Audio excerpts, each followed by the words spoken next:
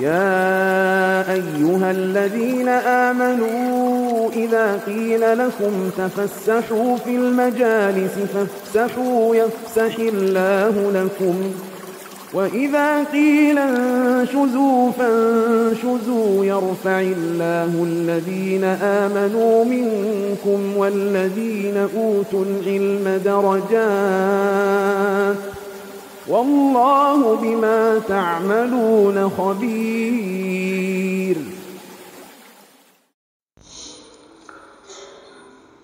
السلام عليكم ورحمة الله وبركاته. إن الحمد لله نحمده ونستعينه ونستغفره. Sesungguhnya segala puji adalah milik Allah Subhanahu wa taala. Kepada Allah lah kita memuji dan hanya kepada Allah lah kita memohon pertolongan dan memohon ampunan. Wa na'udzu billahi min syururi anfusina wa sayyiati a'malina. Dan kita berlindung kepada Allah Subhanahu wa taala dari kejahatan jiwa kita. Wa asyhadu an la ilaha illallah rabbi wahdahu la syarika lah wa asyhadu anna Muhammadan abduhu wa rasuluh. Dan kita bersaksi tidak ada yang berhak disembah selain Allah. Allah Subhanahu wa taala Rabb kita, zat yang Maha Esa, tiada sekutu baginya. Dan kita bersaksi bahwa Nabi Muhammad adalah hamba dan utusan Allah. Ya ayyuhalladzina amanu taqullaha haqqa tuqatih wa la tamutunna illa wa antum muslimun. Wahai orang-orang yang beriman, bertakwalah kalian kepada Allah dengan sebenar-benarnya takwa, dan janganlah kalian wafat kecuali dalam keadaan Islam. Ya ayyuhan nas ittaqu rabbakum, wahai sekalian manusia, bertakwalah kalian kepada Rabb kalian. Alladzi khalaqakum min nafsin wahidah wa khalaqa minha zawjaha wa batha minhuma rijalan katsiran wa nisaa. Yang menciptakan kalian dari jiwa yang satu, yang darinya Allah jadikan pasangan, dan dari keduanya Allah karuniakan keturunan yang banyak, laki-laki dan wanita. Wattaqullaha alladzi tasaaluna bihi wal arham, bertakwalah kalian kepada Allah yang mana kalian saling meminta dengan menyebut namanya, dan peliharalah silaturahim.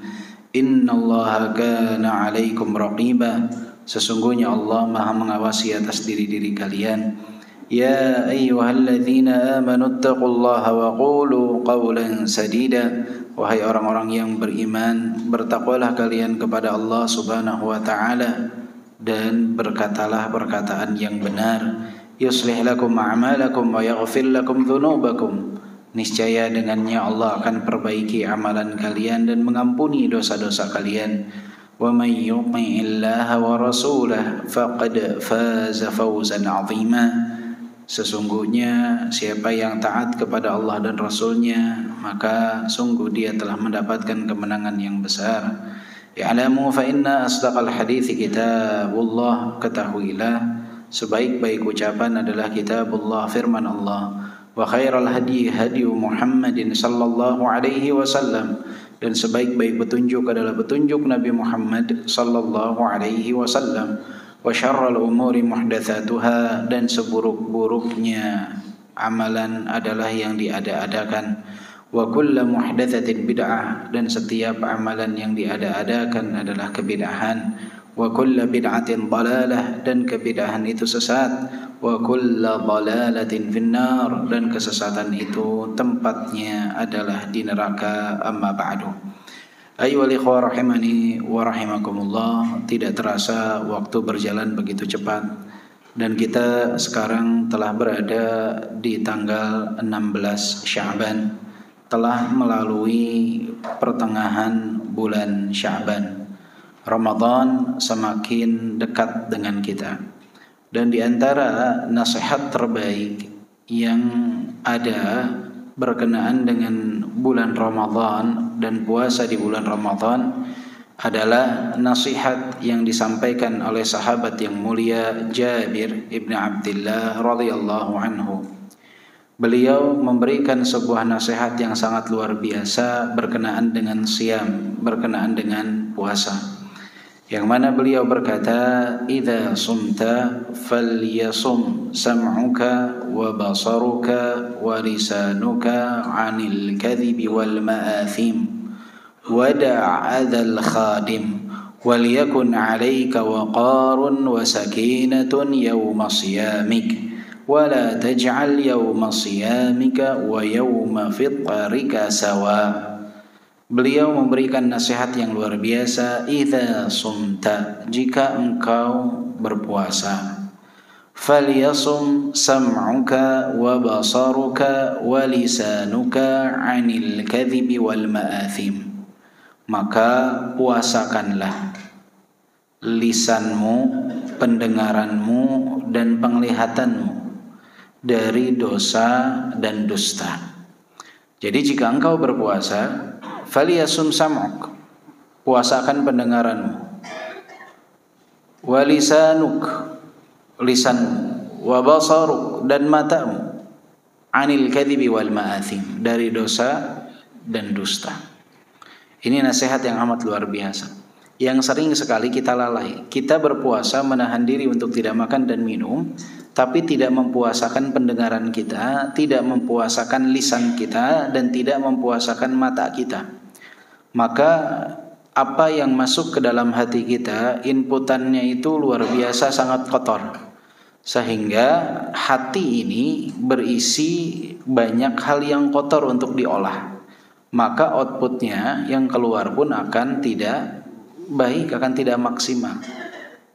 Ketika kita menyaring apa yang masuk melalui pendengaran kita, penglihatan kita, dan lisan kita, maka hati itu akan mengolah hal-hal yang baik, sehingga dia pun akan mengeluarkan perintah untuk menuju kepada kebaikan. Kan apa yang diolah di dalam diri itu bergantung kepada apa yang masuk. Jadi kalau kita ingin yang keluar itu perintah kepada kebaikan, maka saring apa yang masuk. Apa yang masuk ke dalam diri ini disaring. Kalau tidak, maka dia kotor di dalam hati ini. Apa yang akan diperintahkan? Nggak akan diperintahkan ketaatan. Walaupun dia menjalankan ketaatan, akan sesaat saja. Karena apa? Karena memang di dalam dirinya penuh dengan kekotoran. Maka jika kita berpuasa, jangan hanya puasakan perut kita, jangan hanya puasakan diri dari makan dan minum, tapi puasakan pendengaran. Puasakan pendengaran dari hal-hal yang tidak bermanfaat, dari ghibah, dari namimah, dari musik. Puasakan pendengaran kita. Puasakan penglihatan kita dari hal-hal yang diharamkan. Yang paling ditakuti sekarang bukan di dunia nyata, justru di dunia maya. Penglihatan kita puasakan. Uninstall aplikasi-aplikasi yang tidak bermanfaat. Jangan sampai kehidupan kita ya berputar antara scroll video saja, sehingga tanpa dirasa banyak pandangan-pandangan yang mengotorkan hati kita, karena dilihat masuk dia ke dalam diri. Lisan kita puasakan juga dari memakan yang haram, dari berucap ucapan yang haram, yang diharamkan oleh Allah Subhanahu wa ta'ala. Ini dipuasakan, insyaallah hati kita akan mengolah sesuatu yang baik, maka keluarnya pun akan baik. Kadang kita sering mengeluh, kenapa kok saya sholat terus, tapi kok maksiat itu jalan? Kenapa kok bisa seperti itu? Karena kita tidak menyaring panca indera kita dari perkara-perkara yang diharamkan. Walaupun kita tangannya tidak menyentuh wanita yang diharamkan bagi kita, atau yang wanita tidak menyentuh tangan laki-laki yang bukan mahram bagi dia, walaupun kakinya tidak melangkah ke tempat yang haram secara langsung, tapi pandangannya melampaui langkah kakinya, pendengarannya melampaui langkah kakinya. Zaman dahulu orang kalau mau mendengarkan yang haram, kakinya itu harus bergerak ke tempat yang haram. Sekarang dia diam di tempat, dia bisa mendengarkan yang haram. Dia diam di tempat, dia bisa melihat yang haram. Mungkin dia fisiknya tidak berada di tempat tersebut, tetapi panca inderanya yang lain, matanya, pendengarannya, dia ada di tempat tersebut. Dan ini banyak terjadi di tengah-tengah kaum muslimin di zaman ini. Dari penampilan Masya Allah, di hadapan orang Masya Allah, tetapi di dalam kesendirian nggak jauh beda dengan mereka yang hidup di dunia malam. bahkan seringkali lebih dahsyat. Dan ini adalah ujian. Maka nasihat saya untuk diri dan kita semua, puasakan mata pendengaran kita dari hal-hal yang diharamkan. Uninstall aplikasi yang gak manfaat. Aplikasi yang istinya joget-jogetan, nari-tarian, di uninstall. Jangan sampai ada di handphone kita. Karena seringkali menyebabkan orang itu tidak kuat. Itu namanya bermain di tepi jurang. Kalau masih punya aplikasi-aplikasi seperti itu bermain di tepi jurang, bahaya. Sedikit yang selamat. Tidaklah Allah memuji Nabi Yusuf dalam Al-Quran karena keengganan beliau untuk melakukan hubungan yang diharamkan dengan Imra'atul Aziz, melainkan itu adalah suatu ibadah yang sangat luar biasa dan jarang orang yang bisa selamat. Nah, kalau kita main di tepi jurang, kita nggak akan selamat. Sedikit yang bakal selamat. Ini nasihat dari Jabir bin Abdullah. Falyasum sam'uka wa basaruka wa lisanuka 'anil kadhibi wal ma'athim wada' adzal khadim. Tinggalkan oleh kalian mengganggu ataupun menyiksa orang-orang yang membantu kalian. Ingat kalian berpuasa, mereka pun berpuasa. Jangan sampai diberikan tugas yang memberatkan bagi mereka. Seringkali di bulan Ramadan, pembantu rumah tangga misalkan, itu diberikan perintah yang luar biasa oleh atasannya. Suruh bersihkan ini, bersihkan itu. Dianya nonton, memperhatikan dari jauh. Kenapa nggak ikut bantu? Saya puasa. Dilupa bahwa pembantunya pun puasa. Wada'adzal khadim, jangan ganggu, jangan menyakiti mereka. Waliyakun 'alaika waqarun wa sakinatun yauma shiyamik. Kalian harus punya ketenangan dan kewibawaan di hari kalian berpuasa. Harus punya perbedaan di mana kalian berpuasa, di mana hari kalian tidak berpuasa. Kenapa? Karena puasa itu rangkaian ibadah kepada Allah Subhanahu wa taala. Maka orang yang berpuasa itu sedang berada dalam ibadah. Bagaimana seharusnya orang yang berada dalam ibadah itu punya ketenangan, terhindar dari ketergesa-gesaan, sebagai ibu dari segala penyesalan, terhindar dirinya dari ketergesa-gesaan, terhindar dirinya dari hilangnya kewibawaan dengan berucap ucapan-ucapan yang tidak bermanfaat, melakukan hal-hal yang tidak selayaknya dilakukan oleh mereka yang sedang beribadah kepada Allah Subhanahu wa taala. Sekarang kan banyak orang dia mengklaim dirinya sedang beribadah kepada Allah Subhanahu wa taala dengan berpuasa, tapi tidak ada kewibawaan orang yang sedang beribadah. Dia habiskan waktunya main gapleh misalkan, main kartu. Dia sedang ibadah nih, sedang berpuasa. Maka harusnya dia manfaatkan waktu di mana dia sedang berpuasa dengan hal-hal yang bermanfaat, menunjukkan waqar, kewibawaan orang yang sedang beribadah kepada Allah Subhanahu wa taala. Waliyakun 'alaika waqarun wa sakinatun, ketenangan. Yauma shiyamik wa la taj'al yauma shiyamika wa yauma fitrika sawa. Jangan dijadikan sama antara waktu kita berpuasa dan waktu kita tidak berpuasa. Harus dibedakan bagaimana diri kita saat sedang berpuasa dan saat diri kita sedang tidak berpuasa. Ya ikhwah, ini nasihat dari Jabir bin Abdullah radhiyallahu anhu. Jika kita laksanakan dalam momentum Ramadan kita, yang insya Allah Allah panjangkan usia kita hingga kita berjumpa dengan hari tersebut, kurang lebih tinggal 2 pekan lagi. Sekarang hari Sabtu depan dan Sabtu berikutnya kita insya Allah sudah masuk bulan Ramadan. Malam Sabtu 2 pekan lagi kita sudah salat tarawih insya Allah jika Allah panjangkan usia kita. Waktunya tidak lama, maka sambutlah kehadiran Ramadan itu. Siapkan apa yang harus kita persiapkan. Siapkan Qur'annya, disiapkan, kemudian media sosialnya disiapkan, apa yang tidak manfaat dihapus, handphonenya disiapkan untuk menyambut bulan Ramadan. Jangan sampai kita nanti tertipu dengannya di bulan yang mulia, tertipu dengan handphone luar biasa, dahsyat. Kadang-kala orang nggak bisa luput karena pekerjaan ya bersangkut paut dengan apa? Dengan handphone. Itu yang sangat membuat orang kadang bimbang, ini gimana ditinggalin, takut ada orderan. dimatiin takut ada orderan, nggak dimatiin bawaannya pengen melihat terus. Jadi kalau saran saya usahakan kalau bapak dan ibu memang tidak bisa jauh dari handphone, itu yang pertama kalau mau baca Qur'annya via handphone itu dinonaktifkan dulu, pakai mode terbang dulu. Kenapa? Karena kalau enggak lagi baca masuk WA, baca dulu WA, nggak beres-beres, akhirnya satu halaman sejam bisa itu. Jadi kalau mau bacanya via handphone dinonaktifkan dulu. Kalau mau baca Qur'annya via handphone. Kalau mau bacanya pakai mushaf langsung, handphonenya biar di silent dulu. Minimal baca 2 halaman, baru cek ada pesan masuk gak, orderan gak, nggak ada, lanjut baca lagi. Seperti itu.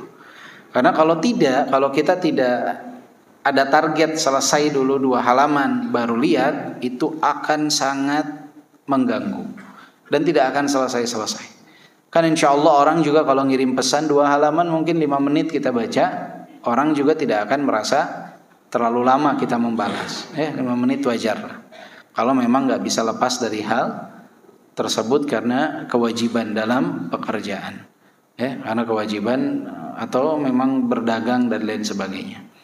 Maka itu yang harus kita persiapkan, Qur'annya dipersiapkan, kemudian juga jadwalnya dipersiapkan.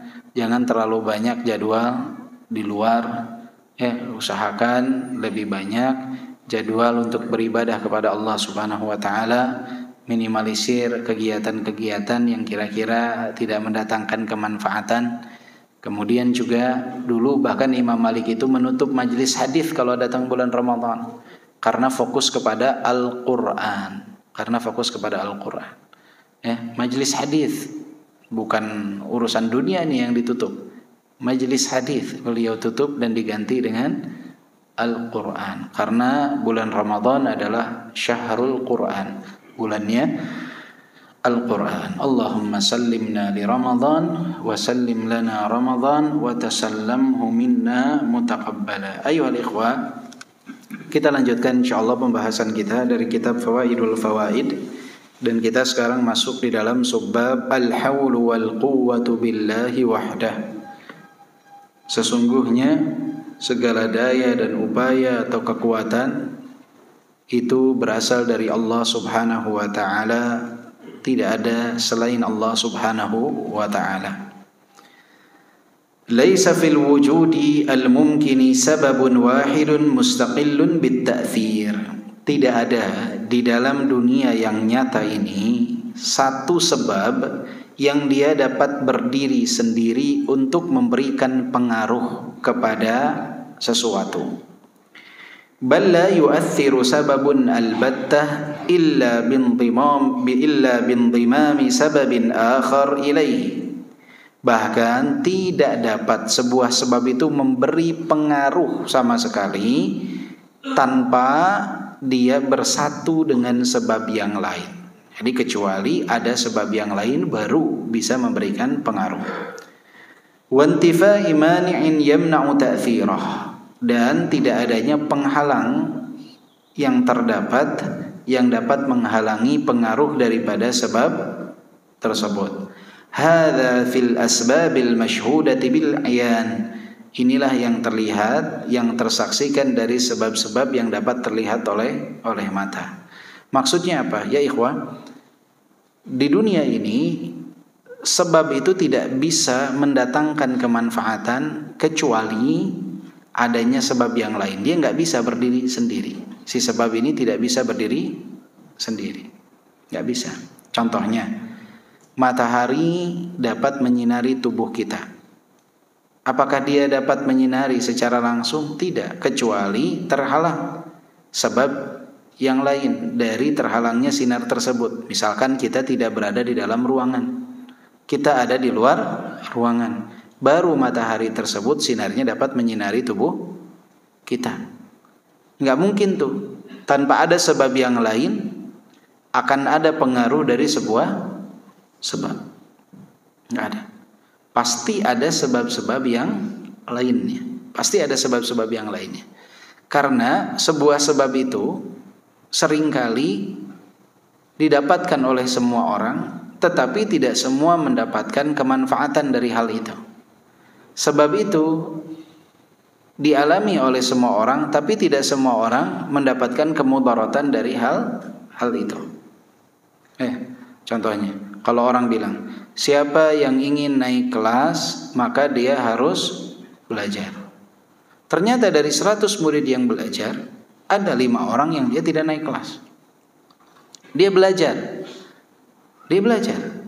Tapi ternyata di momentum sedang ujian, dia sakit sehingga konsentrasinya itu kurang full, sehingga dia menjawab dengan jawaban yang salah. Ternyata belajar saja itu tidak bisa jadi sebab tersendiri, harus ada sebab yang kedua.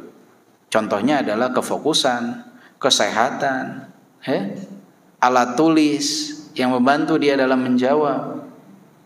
Banyak sebab-sebab lain. Jadi tidak bisa sebuah sebab itu memberikan ta'thir tanpa adanya bantuan dan pengaruh dari sebab yang lain. Nggak mungkin. Tidak mungkin. Apakah menikah itu salah satu atau satu-satunya sebab yang bisa menyebabkan seseorang itu memiliki keturunan? Tidak. Pasti ada sebab yang lain. Kualitas dari hormonnya saat berhubungan dan sebab-sebab yang lain. Jadi enggak serta-merta menikah itu satu-satunya sebab. Pasti dia dibantu dengan sebab-sebab yang lain.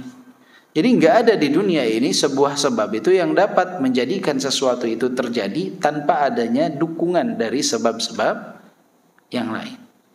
Tanpa ada dukungan dari sebab-sebab yang lain. Saya sekarang di ruangan ini misalkan berbicara, bisa terdengar ke atas.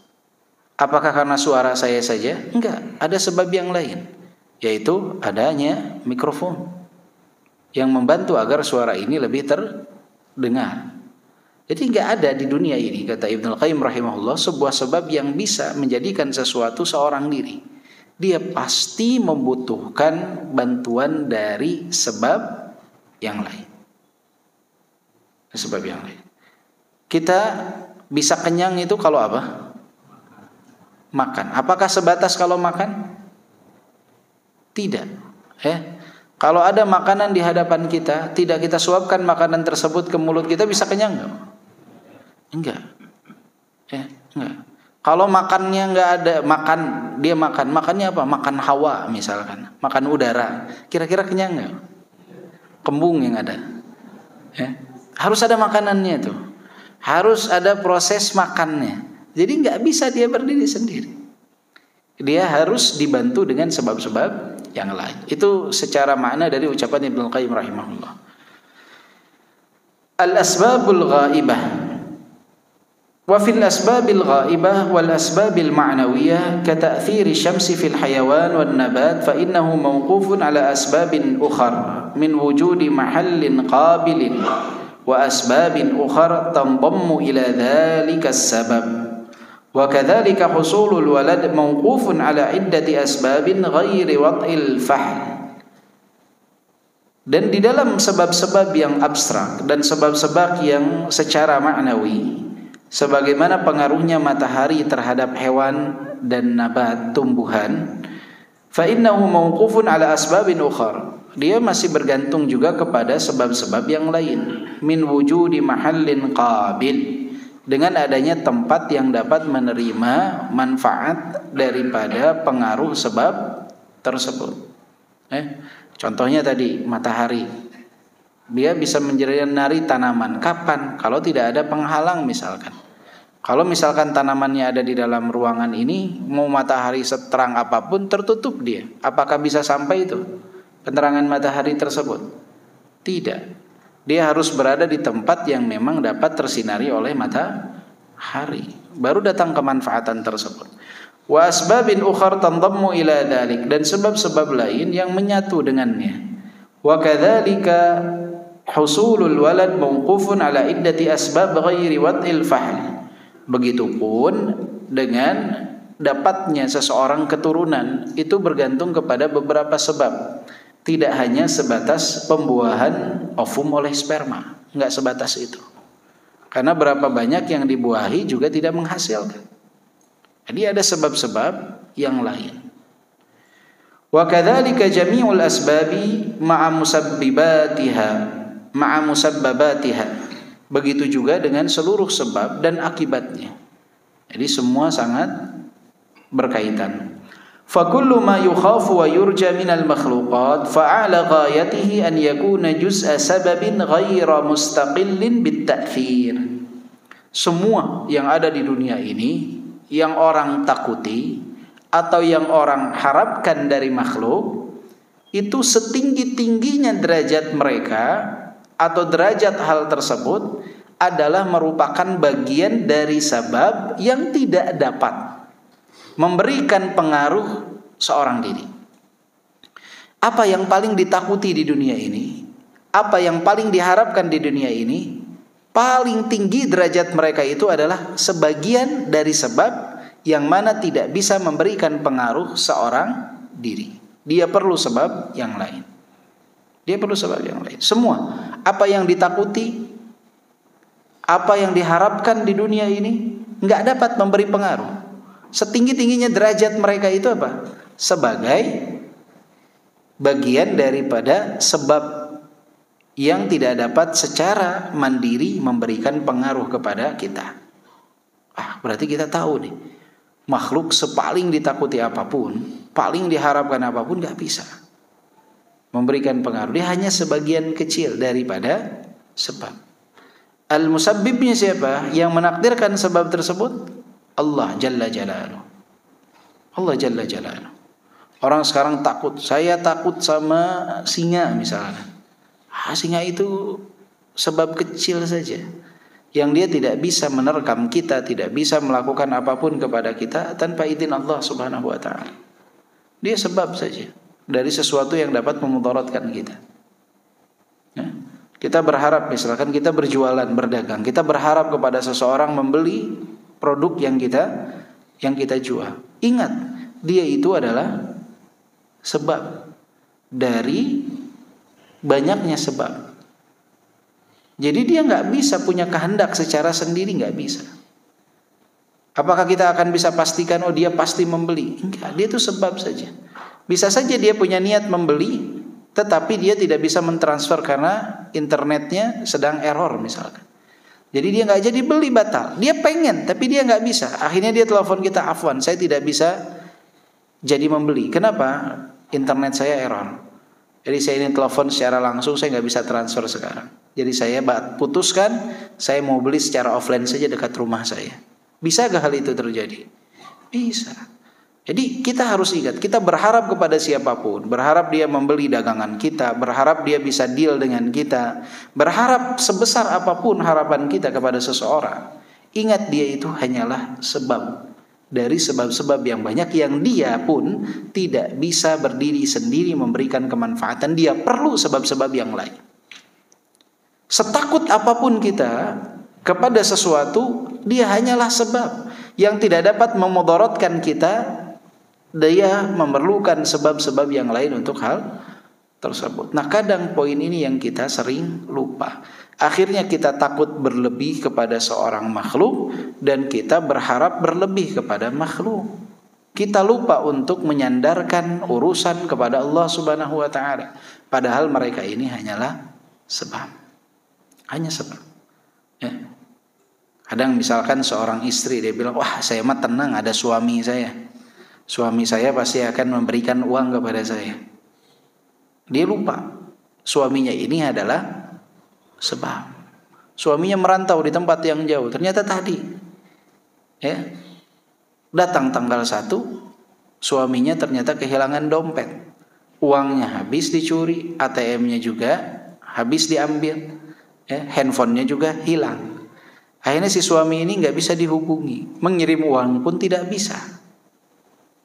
Si istri lupa bahwa suami ini hanyalah sebab.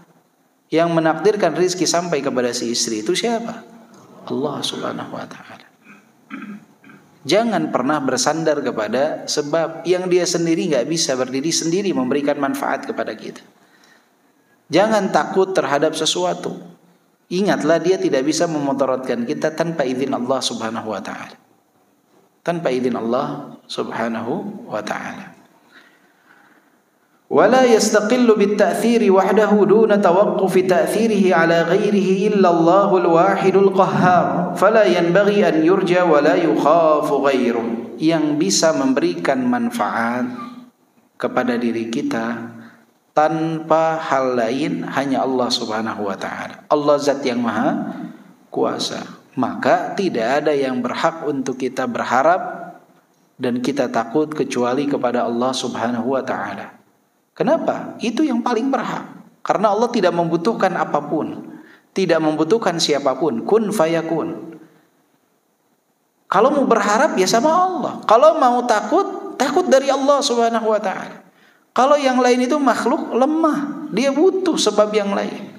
Nggak bisa dia berdiri sendiri, itu nggak bisa. Nggak bisa. Di dunia ini nggak ada yang bisa berdiri sendiri. Hanya Allah Subhanahu wa ta'ala yang mampu menakdirkan segalanya. Kalau yang lain itu hanya sebab. Maka hati ini jangan digantungkan kepada selain Allah. Rugi kita. Kita yang akan kecil hati. Maka nggak perlu kecewa. Ingat, yang memberikan rezeki adalah Allah Subhanahu wa ta'ala. Yang memberikan rezeki adalah Allah Subhanahu wa ta'ala. Kita misalkan ketika berdagang atau kita ketika bekerja kemudian disuruh untuk menghandle seorang klien misalkan. Kemudian ternyata klien tersebut tidak jadi beli produk yang kita tawarkan. Gak usah kecil hati. Kenapa? Yang menakdirkan itu siapa? Allah SWT. Dia hanya sebab saja. Nanti Allah bisa kirimkan sebab-sebab yang lain. Ya, sebab-sebab yang lain. Tapi kapan seseorang itu patah hati, putus asa? Ketika dia itu bersandar kepada sebab. Dia putus asa. Kebahagiaan itu salah satu sebabnya adalah seseorang memiliki pasangan dalam kehidupan. Nah, orang sering lupa bahwa istri dia atau suami dia itu hanyalah bagian kecil dari sebab datangnya kebahagiaan tersebut. Tapi banyak yang lupa, menganggap bahwa dialah sumber kebahagiaan. Maka ketika suami istri ini misalkan berpisah, ya, bercerai, itu banyak yang akhirnya stres, depresi. Kenapa? Karena dia bersandar datangnya kebahagiaan itu dia pikir hanya dari pasangan hidupnya saja. Dia lupa bahwa kebahagiaan itu siapa yang mengirimkannya? Allah Subhanahu wa ta'ala. Istri dia hanya sebab. Suami dia hanyalah sebab. Allah bisa dengan mudah memberikan ganti yang jauh lebih baik. Maka itu yang diucapkan oleh Ummu Salamah di saat wafatnya Abu Salamah. Allahumma jurni fi musibati wa akhluf li khairan minha. Ya Allah, berikanlah ganjaran kepadaku atas musibah yang menimpaku dan gantikanlah aku dengan yang lebih baik. Karena beliau yakin apa yang menakdirkan datangnya kebahagiaan itu Allah Subhanahu wa ta'ala. Abu Salamah sosok yang luar biasa, sahabat yang mulia, tapi beliau hanyalah sebab. Akhirnya Allah Subhanahu wa ta'ala mengijabah doanya Ummu Salamah. Ummu Salamah dinikahi oleh Rasulullah sallallahu alaihi wasallam setelah wafatnya Abu Salamah. Diijabah oleh Allah Subhanahu wa ta'ala. Lihat, Allah mengirimkan yang lebih baik. Menandakan bahwa itu hanya sebab kebahagiaan. Tetapi ketenangan dan kebahagiaan yang diharapkan oleh Ummu Salamah Allah gantikan karena Ummu Salamah menyandarkannya kepada Allah Subhanahu wa ta'ala. Nah, ini yang sering luput dari diri kita ya ikhwah. Kita ini sering menganggap bahwa orang inilah yang mendatangkan manfaat. Orang inilah yang mendatangkan kebahagiaan dalam hidup saya. Makanya sering banyak di antara manusia itu yang putus asa, kecewa. Itu sebabnya apa? Karena mereka menganggap datangnya kemanfaatan itu hanya dari si fulan atau fulana atau allan. Bukan dari Allah Subhanahu wa ta'ala. Sehingga ketika sebab itu pergi, menjauh, dia kecil hati. Berapa banyak orang yang kecil hati ketika dijauhi teman-temannya. Jangan, mereka sebab saja. Allah bisa menggantikan dengan sebab yang jauh lebih baik. Jadi enggak boleh bersandar kepada makhluk, bersandar kepada Allah Subhanahu wa ta'ala. Wa hadha burhanun qat'iyyun ala anna ta'alluq ar-raja'i wal khawfi bi ghairihi batil. Ini adalah dalil qat'i, merupakan satu bukti nyata bahwa ketika seseorang menggantungkan harapan ataupun takut kepada selain Allah Subhanahu wa ta'ala, ini adalah pengharapan dan ketakutan yang batil. Fa innahu law furida anna dhalika sababun mustaqillun wahdahu bita'thir lakanat sababiyyatuhu min ghairihi la minhu. Andaikan sebuah sebab ini, tadi kita sudah bahas bahwa sebab ini nggak bisa berdiri sendiri nih. Andaikan sebab tersebut bisa dia berdiri sendiri, ingat bahwa yang menakdirkan sebab itu terjadi bukan dia, Allah Subhanahu wa taala. Jadi andai kata si sebab ini bisa berdiri sendiri, ingat yang menakdirkannya itu bukan dia. Yang menakdirkan segalanya adalah Allah Subhanahu wa taala. Jadi nggak mungkin dia jadi sebab tersendiri. Kalaupun dia jadi sebab tersendiri, dia tidak punya kuasa. Yang menakdirkannya adalah Allah Subhanahu wa taala. Falaysa lahu min nafsihi quwwatun yaf'alu biha. Dia nggak punya dalam dirinya itu kekuatan untuk melakukan hal itu tanpa izin Allah Subhanahu wa taala. Fa innahu la haula wa la quwwata illa billah. Tidak ada daya dan kekuatan kecuali dengan Allah Subhanahu wa taala. Ini yang disebut dengan hauqalah. Disingkatnya la haula wa la quwwata illa billah, itu dengan al-hauqalah. Disebutnya al-hauqalah. La haula wa la quwwata illa billah. Ini kalimat yang luar biasa. Kita kalau berjumpa dengan masalah yang berat, bingung, gelisah, ucapkan la haula wa la quwwata illa billah. Tidak ada daya dan upaya kecuali atas kehendak Allah Subhanahu wa taala. Enggak ada. Tidak ada kekuatan kecuali kekuatan Allah. Tidak ada daya kecuali Allah Subhanahu wa taala. Yang lain mah hanya sebab saja. La haula wa la quwwata illa billah. Fa huwa alladhi bi yadihi al-haul kulluhu wal quwwatu kulluhu. Yang mana di tangannya lah seluruh kekuasaan dan seluruh kekuatan. Fal haulu wal quwwah allati yurja li ajlihima al makhluq wa yukhafu innama huma lillahi wa biyadihi fil haqiqah. Sesungguhnya daya dan kekuatan yang diharapkan keduanya oleh makhluk dan ditakuti, sesungguhnya semuanya adalah milik Allah Subhanahu wa taala. Fa kaifa yukhafu wa yurja man la haula wa la quwwah. Maka bagaimana seseorang itu, sesuatu itu dia ditakuti ataupun diharapkan, atau bagaimana kita bisa mengharapkan dan menakuti sesuatu yang dia tidak punya daya dan kekuatan. Aneh, nggak punya daya, nggak punya kekuatan, tapi kita takut kepadanya, kita berharap kepadanya, padahal semua adalah milik siapa? Milik Allah Subhanahu wa ta'ala.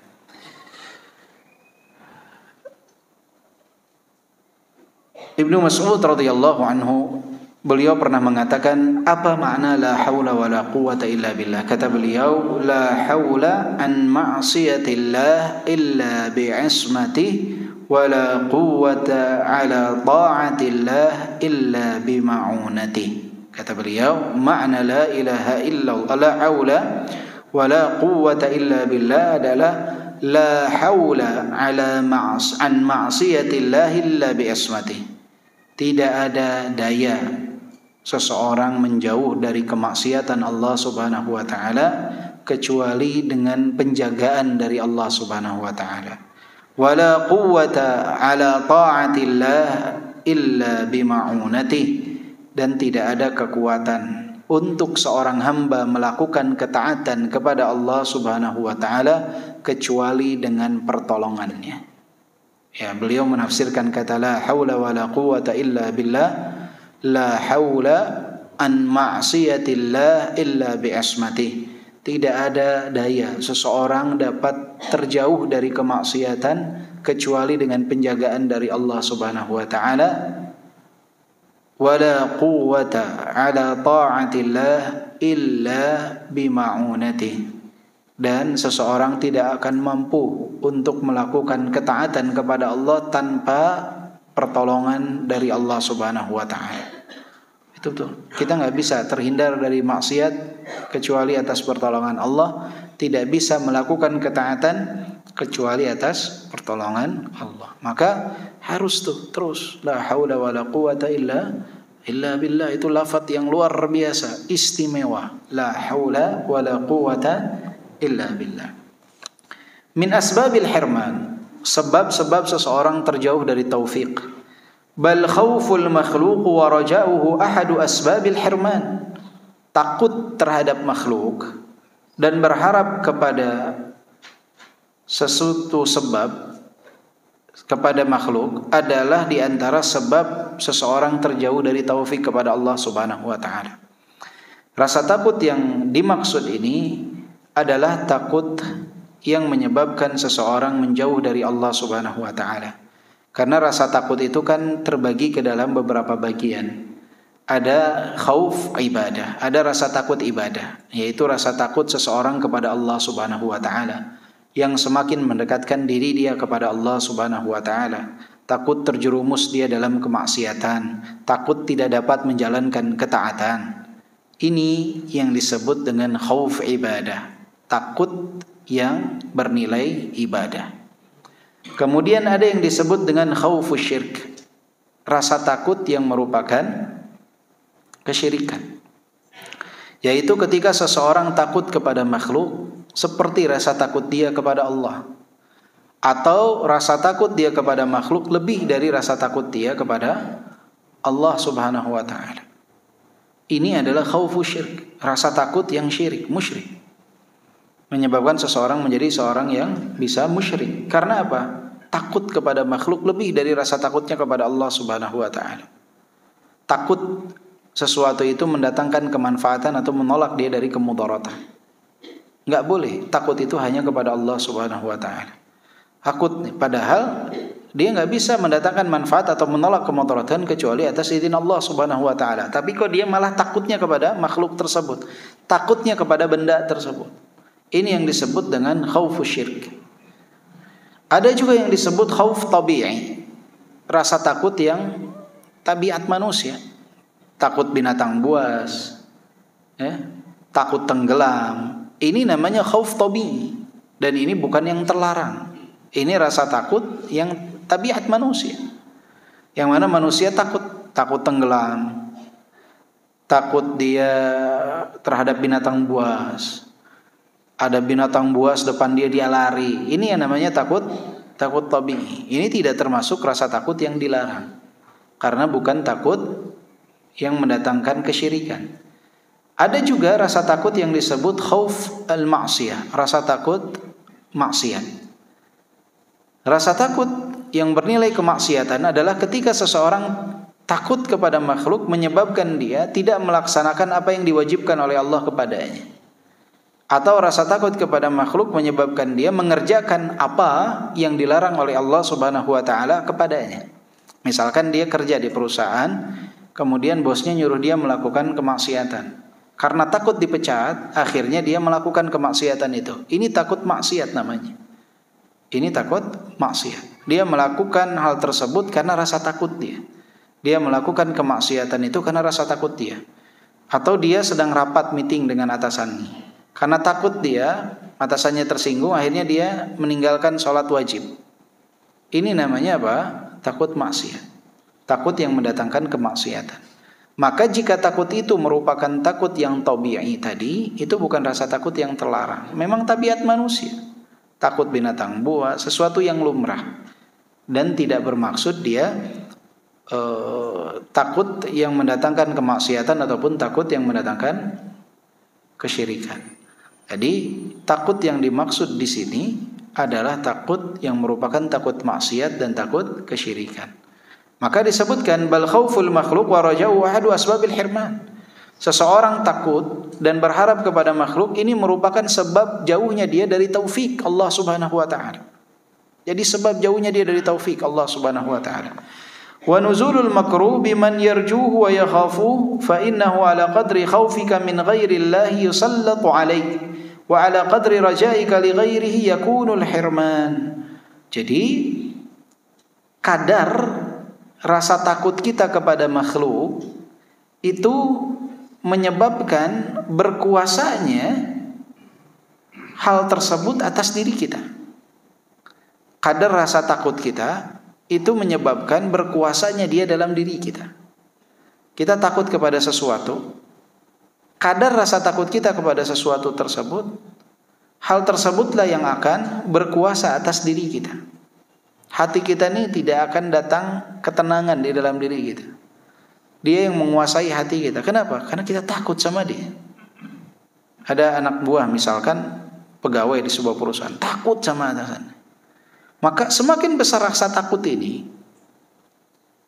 semakin besar pengaruh orang tersebut menguasai hati kita. Akan lemah hati kita. Diri kita tuh akan lemah. Wa ala qadri rajaika li ghairihi yakunul hirman. Dan kadar pengharapan kita kepada makhluk, sebesar itulah kadar jauhnya kita dari taufik Allah Subhanahu wa taala. Kenapa? Karena Allah Subhanahu wa taala akan membiarkan kita dengan apa yang kita takuti dan apa yang kita harapkan. Di saat kita tidak berharap dan takut kepada Allah Subhanahu wa taala. Jadi kita akan sendiri. Sudah takut dari makhluk, kemudian jauh dari taufik Allah Subhanahu wa taala. Berat. Tersiksa akhirnya. Berapa banyak orang yang seperti ini. Rasa takut dia kepada makhluk menghantui dia. Lupa bahwa makhluk itu nggak bisa mendatangkan kemudaratan tanpa izin Allah Subhanahu wa taala. Tapi sudah kepalang takut. Akhirnya hatinya ini dikuasai oleh rasa takut tersebut kepada makhluk. Dan dia kadang berharap secara berlebih kepada makhluk, akhirnya pengharapan tersebut menyebabkan dia bersandar kepada makhluk, Allah tinggalkan dia. Nggak dapat taufik dia dari Allah Subhanahu wa taala. Maka sangat menyiksa yang namanya takut kepada makhluk dan juga berharap kepada makhluk. Ingat, rasa takut ini bukan yang merupakan takut tobing ya, tetapi takut yang maksiat dan takut yang kesyirikan. Gak boleh. Orang tuh gak bisa memberikan kemudaratan tanpa gak perlu takut. Bedakan antara menghormati seseorang dengan takut kepada seseorang. Cukup menghormati, gak perlu takut. Orang yang menghormati, dia akan tetap mengatakan yang hak itu hak, yang batil itu batil. Tapi yang takut kepada makhluk, berharap kepada makhluk, besar, berat sekali. Seseorang kalau berharapnya kepada makhluk, salah satu sebab seseorang susah untuk mengatakan kebenaran adalah di hadapan siapa? Di hadapan orang yang dia takuti dan dia harapkan. Paling susah untuk berkata kebenaran. Kenapa? Takut. Berharap. Itu kata Imam Syafi'i. Di antara amalan tersulit adalah berkata yang hak di hadapan orang yang kita takuti dan kita harapkan. Susah jadi. Kalau kita tidak takut kepadanya, tapi takut kepada Allah, berharap kepada Allah, kita nggak akan ragu untuk mengatakan yang hak di hadapan siapapun. Tapi rasa takut harapan kepada makhluk ini, saya kalau nggak bicara gitu, kalau saya nanti bicarakan, nanti saya nggak dapat uang. Kalau saya nanti begini, nanti akhirnya diatur. Rasa takut itu yang nguasain dirinya. Berapa banyak yang terbelit dengan hal ini. Nggak mau mengatakan yang hak itu hak karena dibelenggu oleh rasa takut. Takut nanti dia tidak datang lagi. Takut nanti dia tidak seperti ini. Berharap yang berlebih. Ini nggak dibolehkan. Ya, jangan. Ucapkanlah hak. Yang hak itu lebih berhak untuk kita katakan. Jangan sampai kita takut. Ingat, mereka ini hanyalah sebab. Yang menakdirkan segalanya adalah Allah Subhanahu wa taala.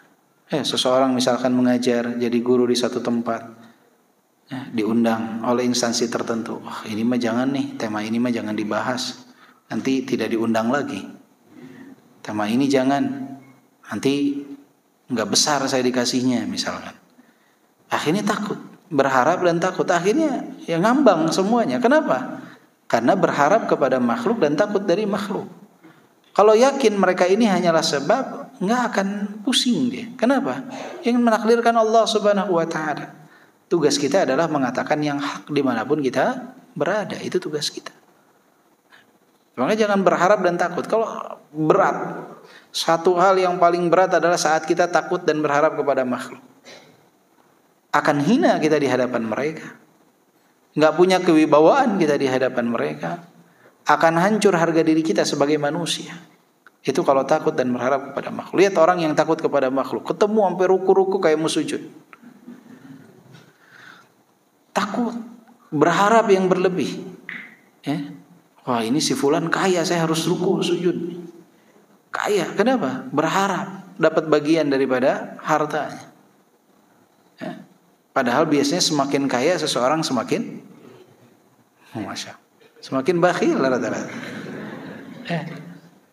Tabiatnya seperti itu. Tapi Masya Allah, manusia itu senang hidup sama orang kaya, kenal sama orang kaya aja senang. Aneh ya. Padahal belum tentu dia dapat bagian dari hartanya. Belum tentu. Coba bapak-bapak, ibu kalau punya saudara yang kaya, itu kalau saudaranya jauh, itu pasti tahu tuh asal usulnya, kok bisa sampai ke sana gitu. Oh, dia nikah dengan ipar saya punya mertuanya ternyata sepupunya, itu masih ada hubungan saya sama dia. Kenapa? Kaya. Padahal nggak dapat apa-apa dia, tapi berasa bangga. Subhanallah. Tapi coba saudara yang fakir, padahal dekat sekali hubungan dia. Ditanya, antum masih saudara sama dia? Jauh, saudaranya jauh. Jauh saudaranya. Jauh. Tapi subhanallah, itulah memang musibah di zaman sekarang. Makanya ada satu perkataan dalam satu bait puisi. Saya lupa lafaz bait puisi, nanti mungkin pekan depan bisa kita bahas. Itu di zaman sekarang itu harta itu menjadi senjata bagi orang yang mau berperang dan menjadi fasahah bagi orang yang mau berbicara. Jadi kadang orang dengan harta itu walaupun ucapannya nggak nyambung, orang tuh dengerin saksama. Iya kata Bapak. Dengerin, wow, Masya Allah, bahkan dipuji-puji. Padahal nggak nyambung ngomongnya. Subhanallah. Karena harta dan jabatan itu luar biasa. Di zaman sekarang menjadi senjata bagi orang yang mau berperang dan menjadi fasahah bagi orang yang mau berbicara. Kadang dia baru naik panggung aja orang udah tepuk tangan, padahal belum bicara. Subhanallah. Musibah. Wa hadza halul khalqi ajma'i wa in dhahaba an aktsarihim ilman wa halan. Jadi inilah kondisi kebanyakan daripada makhluk, kata Ibnul Qayyim. Banyaknya seperti ini, takut dan berharap kepada makhluk. Kecuali yang terkikis dari mereka sedikit-sedikit hal tersebut karena adanya ilmu dan kondisi keadaan. Fa masyaallahu kana wala bud wa ma lam yasha lam yakun. Walau ittafaqat alaihi al-khaliqah. Apa yang Allah kehendaki itu pasti dan harus terjadi. Apa yang Allah Subhanahu wa taala tidak kehendaki tidak akan terjadi. Walaupun seluruh makhluk bersatu padu untuk mendatangkan hal tersebut. Kalau Allah bilang enggak, ya enggak. Kalau Allah bilang iya, ya iya. Ma la yakunu billahi la yakun. Segala sesuatu tanpa pertolongan Allah tidak akan pernah terjadi. Tapi itulah syaitan, selalu membisiki wali-wali Allah Subhanahu wa taala untuk takut kepada siapa? Kepada makhluk, berharap kepada makhluk. Allah berfirman dalam surat Al-Baqarah ayat 175, "Innama dzalikumus syaitan yukhawwifu awliya'ah fala takhafuhum wa khafuni in kuntum mu'minin." Begitulah syaitan menakuti wali-wali Allah Subhanahu wa taala, maka janganlah takut kepada mereka. Takutlah kepada Allah Subhanahu wa taala jika kalian termasuk orang-orang yang beriman. Kita kajian, belajar, sholat itu untuk menumbuhkan hal ini. Karena pemahaman tentang raja dan khauf hanya milik Allah Subhanahu wa taala. Segala sesuatu di dunia ini dia hanyalah sebab yang tidak dapat berdiri sendiri. Walaupun bisa berdiri sendiri, dia hanyalah sebab. Yang menakdirkan sebab tersebut adalah Allah Subhanahu wa taala. Maka kita akan bisa berdiri tegak di hadapan kebatilan, mengatakan itu batil, dan di hadapan kebenaran kita katakan itu adalah benar. Al-haqqu aula an yuttaba'. Kebenaran lebih berhak untuk diikuti. Maka jangan khawatir. Ar-Razzaq huwallah. Yang memberikan rezeki adalah Allah. Yang menciptakan kita Allah. Yang menyampaikan ajal kita Allah Subhanahu wa taala. Jadi makhluk itu hanyalah sebab.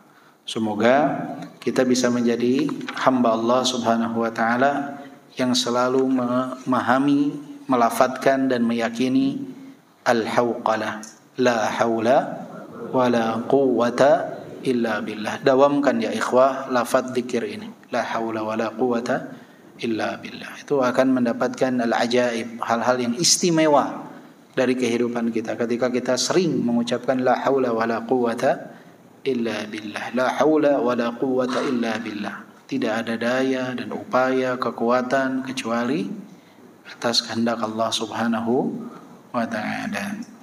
Insyaallah mungkin pekan depan kajian terakhir kita sebelum Ramadan, insyaallah normal lagi nanti jam 7 pekan depan sebelum libur Ramadan. Maka ketemu lagi mungkin Syawal ya. Insyaallah pekan depan semoga kita bisa menyelesaikan pembahasan dari bab ke-25 Tauqirul Abdi Rabbah. Ya insyaallah semoga Allah mudahkan. Mohon maaf atas segala kekurangan. Kita tutup dengan doa kafaratul majlis. Subhanakallahumma wa bihamdika asyhadu an la ilaha illa anta astaghfiruka wa atubu ilaik. Alhamdulillah. Ya Rabbil alamin. Ada pertanyaan dulu sebentar.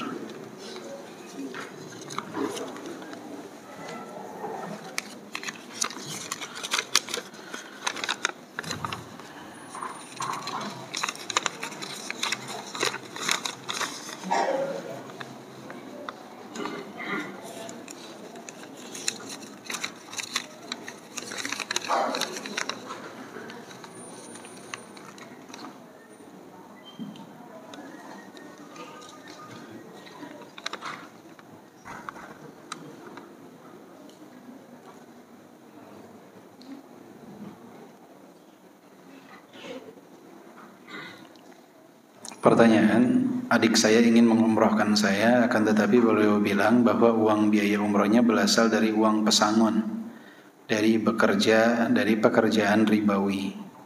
Apakah umroh saya nanti akan diterima oleh Allah Subhanahu wa taala atau tidak? Salah satu hal yang perlu diperhatikan sebelum seseorang beribadah umroh ataupun haji adalah mencari harta yang dihalalkan oleh Allah Subhanahu wa taala. Karena ketika seseorang melakukan ibadah dari harta yang diharamkan, ketika dia mengucapkan labbaik Allahumma umratan atau labbaik Allahumma hajjan, ya Allah aku penuhi panggilanmu untuk berumrah, untuk berhaji, dikatakan kepadanya la labbaik wa la sa'daik. Tidak ada labbaik atau ucapan kami datang memenuhi panggilanmu, enggak ada bagimu hal tersebut, dan tidak ada kebahagiaan bagimu. Dan dalam riwayat disebutkan wa amaluka mardud, dan amalanmu tertolak. Maka perlu diperhatikan harta itu dari yang halal.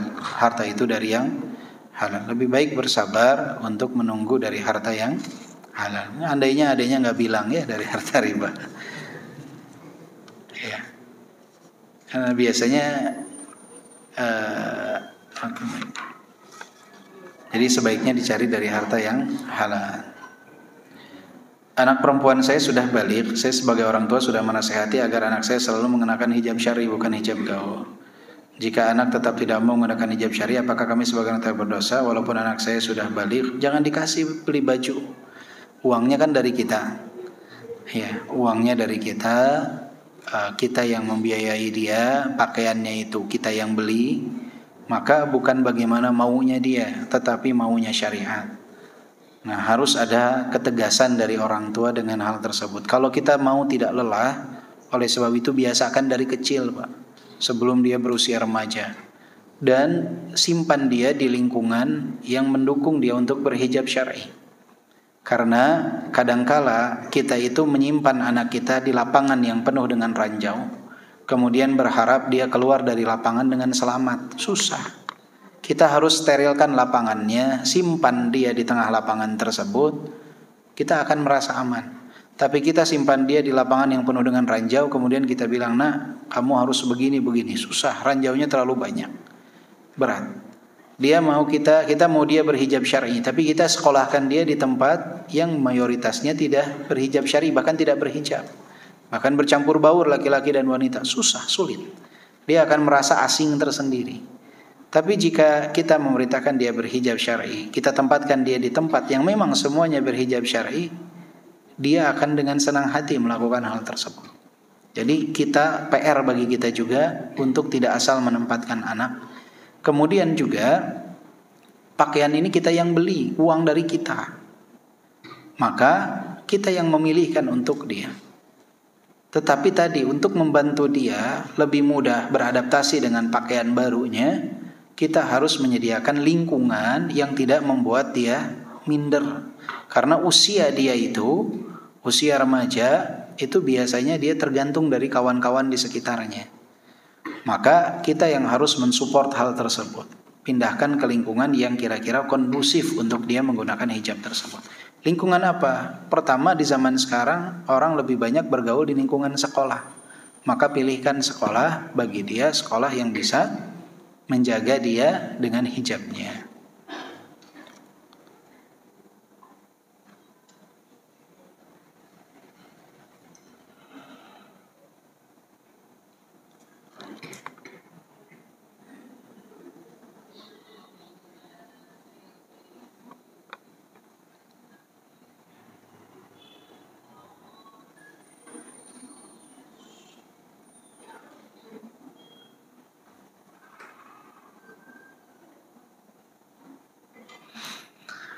Jadi ini pertanyaan, beliau beliau sebagai bendahara DKM di masjid dekat rumah, tetapi di masjid tersebut masih sering diadakan acara-acara ritual-ritual kebidahan, yang mana dananya untuk konsumsi itu diminta daripada bendahara DKM masjid. Harus ada ACC dari beliau sebagai bendahara masjid.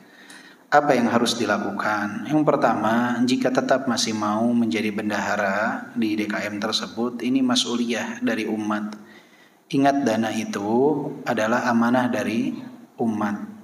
Dana infak masjid biasanya digunakan untuk operasional masjid, bukan untuk makan-makan tetangga-tetangga masjid semata. Itu berat hisabnya di yaumil qiyamah kelak. Kemudian juga untuk ritual-ritual yang merupakan ritual-ritual kebidahan, ini adalah sebuah perkara yang harusnya tidak di-ACC dan tidak diiyakan oleh bendahara. Tetapi berat, saya harus seperti apa? Ya kalau kira-kira kita tidak bisa menjalankan hal tersebut, lebih baik tidak menjabat hal itu. Lebih baik. Apa yang kita bisa berkontribusi ke masjid tanpa perlu menjadi bendahara, tanpa perlu menjadi bendahara. Oh, kita bisa menjadi misalkan bagian dakwahnya di masjid, kita yang mengatur jadwal khatibnya, itu lebih baik daripada ketika misalkan acara-acara seperti ini belum bisa kita hindarkan, ya, belum bisa kita untuk ibaratnya menolak hal itu terjadi karena kalah suara mayoritas masih seperti itu. Ya, fokus dengan hal lain. Kita membentuk TPA anak misalkan. Jadi fokuslah dengan kewajiban yang lain, ya. Amanah, karena ini amanah dan berat. Ini sama halnya ketika seseorang misalkan apa hukumnya? Kurang lebih dia menjabat sebagai seorang pejabat di lingkungan pemerintahan, instansi yang mana di sana sudah sangat lumrah pelanggaran demi pelanggarannya. Bolehkah dia meng-ACC rembesan uang makan padahal biayanya nggak segitu, dia tahu. Kemudian ada nota palsu, apa yang harus dia lakukan? Kalau kira-kira kita tidak bisa straight di satu jalan, jangan ambil tanggung jawab tersebut. Itu nasihat untuk saya sendiri dan kita semua. Jangan ambil sebuah jabatan kalau kira-kira kita tidak bisa tegak lurus dengan syariat berkenaan dengan hal itu. Lebih baik kita ambil tanggung jawab lain yang kita bisa lebih maksimal untuk menjalankan syariat. Jadi kalau kira-kira